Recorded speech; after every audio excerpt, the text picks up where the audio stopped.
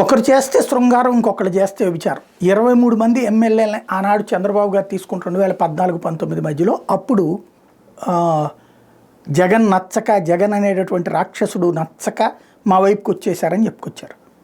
Scene cut చేస్తే ఆ తర్వాత ప్రభుత్వం మారినప్పుడు జగన్ అధికారంలోకి వచ్చినప్పుడు ఒక నలుగురు తెలుగుదేశం వాళ్ళు అటు వెళ్తే ఇలాంటి వాళ్ళ నమ్మక ద్రోహులు, దుర్మార్గులు, ఇట్లాంటి వాళ్ళని తిప్పికొట్టాలి అని పిలుపునిచ్చారు.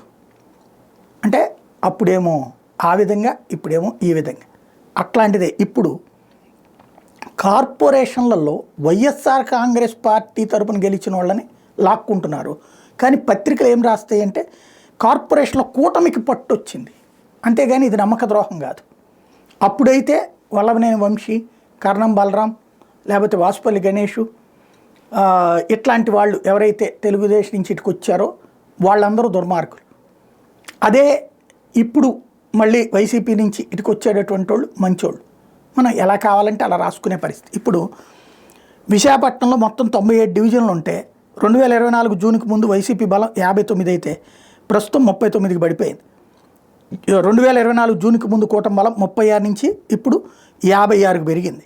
అంటే అక్కడ విశాఖపట్నం లాగేసుకున్నారు, ఒంగోలు లాగేసుకున్నారు, గుంటూరు లాగేసుకున్నారు, చిత్తూరు లాగేసుకున్నారు, ఏలూరు లాగేసుకున్నారు, నెల్లూరు లాగేసుకున్నారు, విజయవాడ లాగేసుకున్నారు. ఇది ఓవరాల్గా జరిగినటువంటిది.